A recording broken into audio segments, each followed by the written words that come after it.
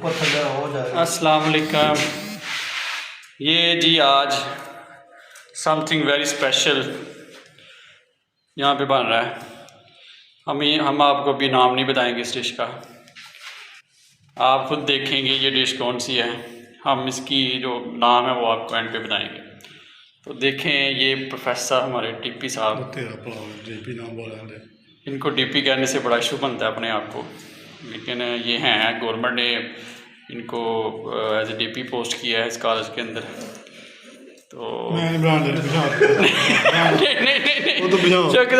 बनाए, बड़ा प्यारा, बहुत प्यारा प्यारा बना रहे हैं। तो ये देखें जी कितने प्यार से और बड़े इंटरेस्ट के साथ, इंटरेस्ट के साथ ये काम कर रहे हैं। ये हमारे प्रोफेसर साहब जनाब, हमारे सदर साहब। तो बैचलर लाइफ के जो हमें रंग हैं यहाँ पे नज़र आ रहे हैं। हाँ, तो हॉस्टल में लोग कैसे इफ्तारी करते हैं, कैसे इसका इस्तेमाल करते हैं, ये आप देख रहे हैं। और कैसे ये फ्रूट चाट बन रही है और कैसे ये डिश हमारी स्पेशल है जी। ये जो डिश है ना, इसके पीछे बहुत बड़ी कहानी है जी। ये इम्पोर्टेड रेसिपी है इसकी, चटवारी के अंदर, मीरपुर कश्मीर के अंदर इम्पोर्टेड हरपोकी से आई है। हाँ, हरपोकी से आई है, इम्पोर्ट की गई है।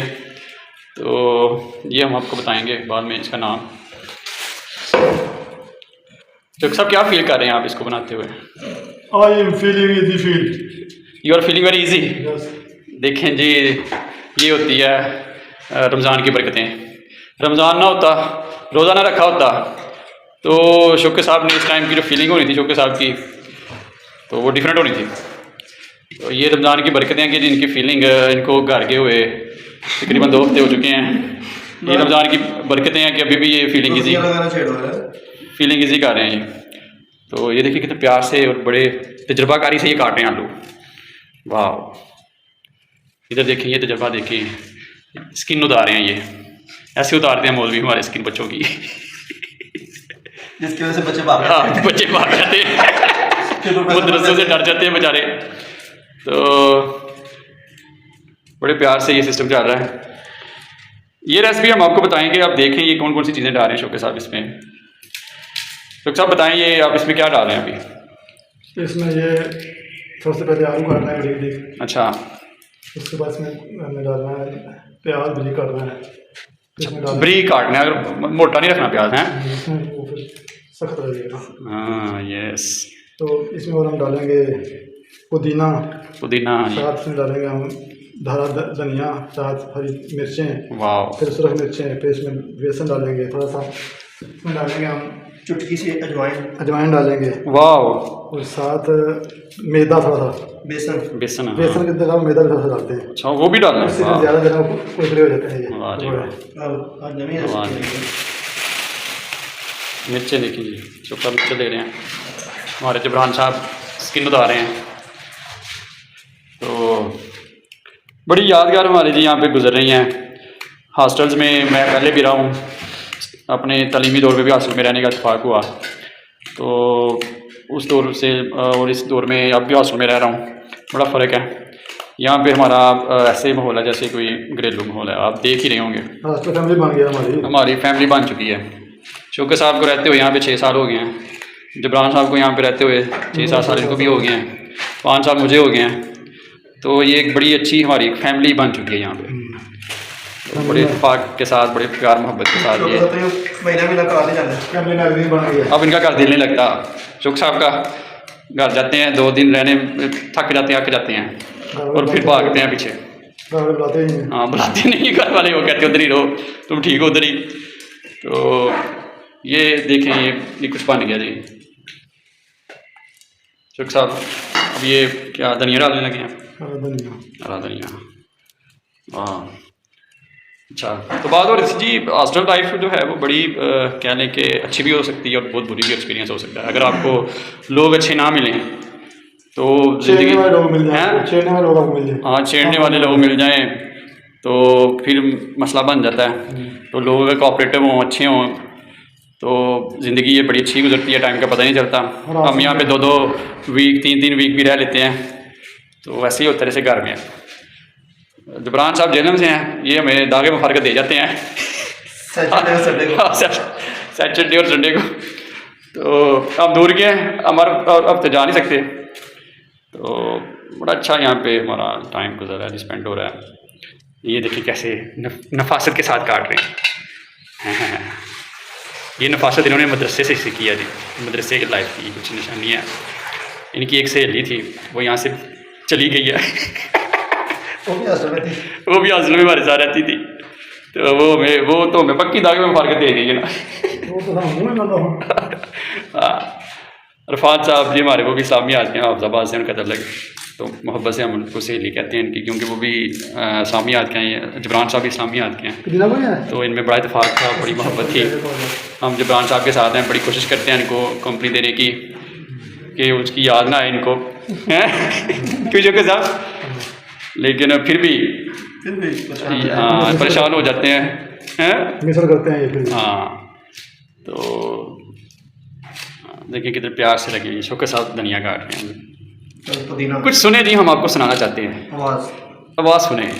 इसका बड़ा तल्लक है इस रेसिपी के साथ। ये जो आवाज़ है ना, इस आवाज़ का बड़ा तल्लक है, क्यों शौकत साहब? जी जी। ये आवाज़ ही इसको यूनिक बनाती है आपकी रेसिपी को, क्यों शौकत साहब? तो ये आवाज़ें निकलनी चाहिए जी आज। हाँ, ये आवाज़ जो है ना बड़ी शौकत साहब को पसंद है। देखें ऐसा प्याज आप काट सकते हैं, मेरा नहीं ख्याल आप ऐसा प्याज काट सकते हैं। से निकलना या निकलवाना बड़ा पसंद है। हाँ, तो रमज़ान की बहारें हैं जी। ये रमज़ान ना होता तो ये कब ये हमने इतनी कोशिश करनी थी, इतना तदद करना था। ये पकोड़े जो हैं हम पिछले रमज़ान में बनाते हैं इधर, पिछले रमज़ान से हमारी ट्रेडिशन चल रही है ये। तो रमज़ान की बरकतें, क्यों सर कुछ फरमाएंगे रमज़ान पे? जबरान साहब क्या कहेंगे आप रमज़ान पे, रोज़े कैसे आपके गुजर रहे हैं? अल्हम्दुलिल्लाह अल्लाह के फजल से बहुत अच्छे गुजर हैं जी। और ये रमज़ान का ऐसा मुक़द्दस महीना है ना कि इंसान सारा साल इस माह का इंतज़ार करता है और इसमें अल्लाह की तरफ से रहमतें और सादतें समेटने की जो है वो कोशिश में होता है, और इसी नीयत से वो रमज़ान का इंतज़ार करता है कि इसमें अल्लाह की रहमतें ज़्यादा से ज़्यादा समेट सकें। तो उसकी असल खूबसूरती तो यही है कि इंसान रोज़े से होता है और जब वो सारा दिन भूख प्यास में रहता है, और ये ऐसा वक्त होता है कि अब उसकी अफ्तारी का वक्त भी करीब होता है, तो उसके लिए वो जो थोड़ा बहुत एहतमाम करना होता है वो भी इसी टाइम पे करना होता है, क्योंकि सारा दिन तो खाने पीने का जो सिस्टम है वो नहीं होता। तो इसलिए फिर ये वक्त जो है ना बड़ा रौनक वाला होता है कि हर कोई किसी को फिक्र है कि ये अफ्तारी में ये होना चाहिए। तो ये अलग से एक इसकी खूबसूरती का सबब बन जाता है, और यही वजह कि सिर्फ रमज़ान में ही ये ख़ास तौर से इस्तेमाल किया जाता है, क्योंकि बाकी दिनों में तो कोई खाने पीने की कैद नहीं होती, इंसान सुबह खाए, दिन को खाए, शाम को किसी भी वक्त। तो लेकिन रमज़ान के अंदर जो है वो इंसान अल्लाह की तरफ से जो कि पाबंदी का जो है ना वो एक पाबंदी के साथ दिन को रहता है, खाने पीने से एहतियात होती है। तो इस वक्त पे वो ख़ास तौर से जो है ना वो फिर अफ्तारी के लिए इत्माम करते हैं, चाहे थोड़ा सा भी करें, लेकिन वो भी बड़ा खूबसूरती के साथ एक रौनक का सबब बन जाता है। तो अच्छा जबरान साहब मुझे ये बताएं कि ये जो आज हम काम कर रहे हैं इधर सारे दिन मिल के, तो ये हमें क्या चीज़ हमें सिखा रहा है ये, कि हमें अब ज़िंदगी में इसे क्या सीखना चाहिए इस टाइम से? ये जो स्पेशल टाइम है ये, इसमें तमाम फैमिलीज़ अब घर में लोग सारे लगे हुए हैं अफ्तारी की तैयारी में। ये पूरा कह लें कि यूनिवर्सल इस टाइम ये कभी काम चल रहा होगा हर घर में। तो ये हमें क्या सबक क्या देता है ये हमें, ये चीज़, ये टाइम, ये स्पेशल इफ्तार का टाइम, इसमें एक तो क्या सबक देता है हमें? आपके ख्याल में क्या हमें सीखना चाहिए इससे? इस्लामिक पॉइंट ऑफ व्यू से अगर हम देखें ना, तो उसमें तो ये जो वक्त होता है ना, असल जो रोज़े का मकसद है वो क्या है? क्या हम अल्लाह को हमारे भूखे प्यासे रहने से कोई फ़ायदा होता है? अगर सोचा जाए तो अल्लाह को इससे कोई फ़ायदा नहीं है, लेकिन अल्लाह ताला हमें एक ख़ास एहसास दिलाना चाहता है इस रोज़े के टाइम में, और वो है जब खाने पीने की हमें हाजत होती है, जब हम भूखे रहते हैं तो हमें भूख प्यास लगती है, तो हमें एहसास होता है अपने मुआशरे के उन अफराद का कि जो गुर्बत की वजह से वो खाने पीने के वो एहतमामात नहीं कर सकते या वो भूखे प्यासे रहते हैं, तो उनके अंदर फीलिंग्स क्या होती है, उन्हीं फीलिंग्स का जो है ना एहसास पैदा करने के लिए अल्लाह ताला ने हमें ये रोज़े का जो एक मरहला है इससे गुजारता है। और इस वक्त में यही ख़ास बात है कि उस चीज़ का एहसास ज़्यादा होता है, और यही वजह है कि अल्लाह ताला इस खास वक्त के लिए कहता है कि रोज़ादार की जज़ा मैं खुद ही दूंगा। मैंने फरमाया कि 2 वक्त ऐसे हैं कि जब इंसान हाथ उठाता है तो उसकी ज़रूरत नहीं करता, उसमें खास वक्त जो है वो इफ्तारी का वक्त है। उस वक्त पूरे दिन इंसान भूखा प्यासा रहकर वो उसी एहसास से गुजर रहा होता है जो अल्लाह ताला उसको एहसास दिलाना चाहता है कि अपने माशरे के जो गरीब और फुकरा लोग हैं उनका एहसास भी आपके अंदर पैदा हो। तो एक तो ये है इसमें। और इसका दूसरा पॉइंट देखें अगर दूसरे पॉइंट ऑफ व्यू से कि इंसान खाने पीने की हाजात इंसान की हाजात इंसानिया में से है और उसके लिए जो है इंसान उसके खाने पीने का जब एहतमाम करता है तो यहाँ पर ख़ास चीज़ ये है कि जब हम इकट्ठे होकर घरों में इफ्तारी का एहतमाम करते हैं तो उसके लिए यहाँ पर एक यूनिटी हमें नजर आती है। बड़ी खूबसूरत बात की है सर, ये भी पहली बात भी बड़ी खूबसूरती सर आपकी। तो ये सेकंड बात तो आपने मेरे कह लें कि मेरी ज़ुबान की ली है, मेरे मुंह की बात ली है आपने।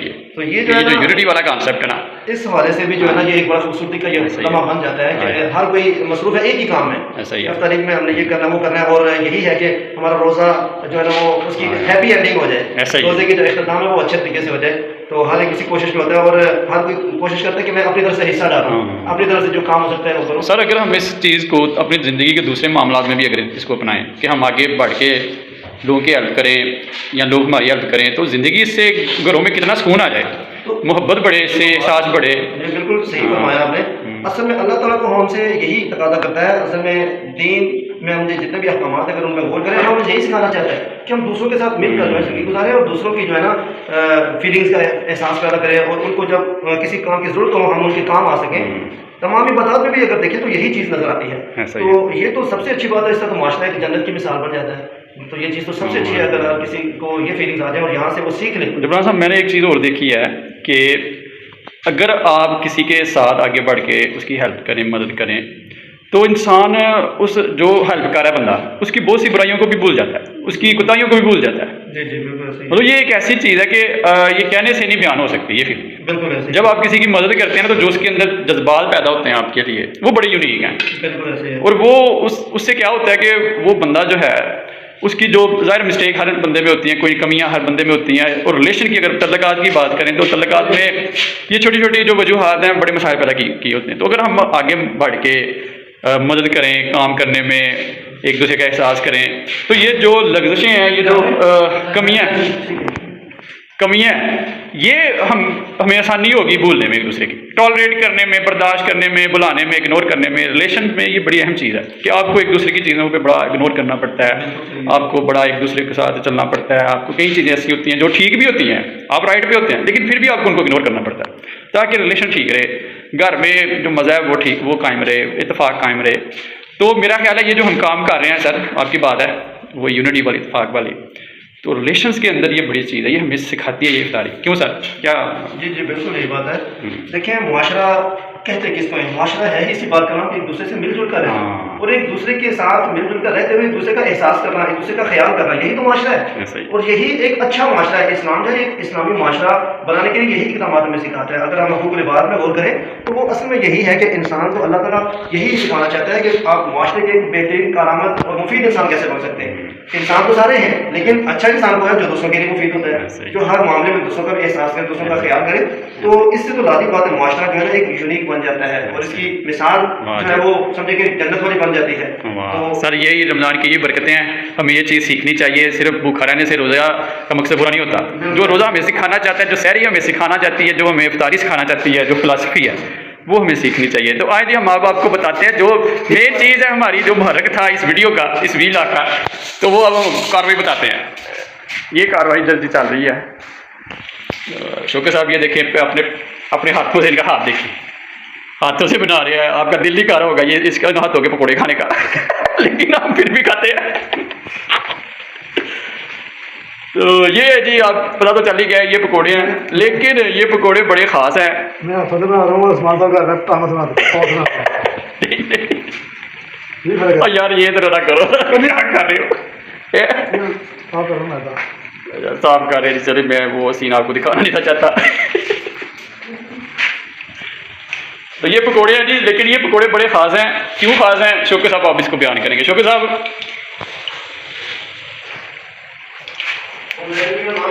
हाँ सर ये बताएं, कुछ फ़ज़ाइल बयान करें इस रेसिपी के इन पकौड़ों के।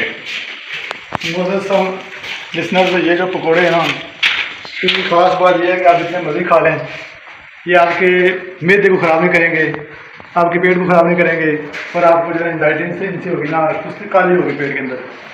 इनमें सबसे ये चीज़ है कि इसमें हमने डाला हुआ है हरा धनिया और साथ अजवाइन। तो एक तो ये क्रंची होंगे, पुदीना के साथ डाला हुआ है, और दूसरा इनका ये होगा कि खाते हुए चर चर की आवाज़ देंगे, इसलिए इनका नाम रखा हुआ है चार चार क्रंची पकौड़े। चार चार क्रंची पकौड़े, ये आप घर में आप ज़रूर ट्राई कीजिएगा। तो ये चार चार पकौड़े मैंने अपनी ज़िंदगी में गवर्नमेंट डिग्री कॉलेज चटसवारी के हाथ में खाए थे और खाए हैं। अभी आपको निकाल के दिखाएंगे, अभी तो आप देखेंगे कैसे ये चार चार करते हैं, मुंह में इनको डालें खाएं तो चार चार की आवाज़ आती है। जी जी।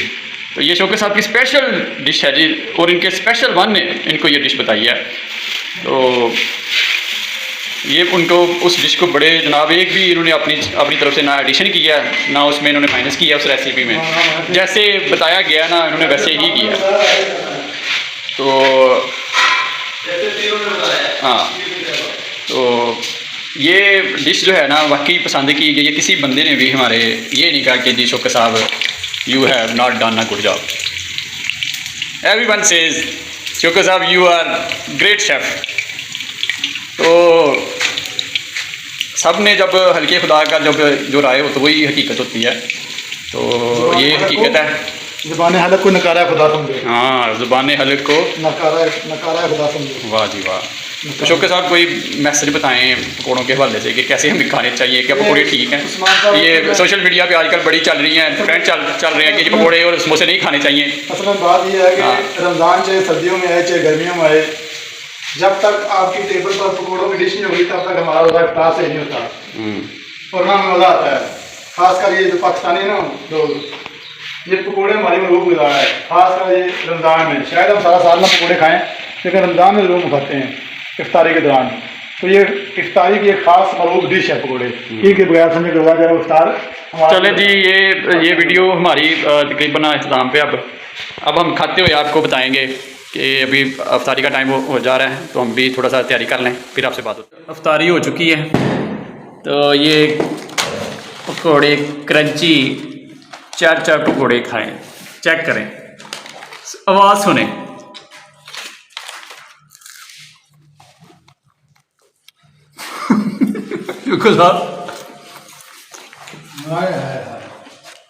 चार चार की आवाज़ भाई जी। वाह शुक्र जाके रोलते हैं हमसे।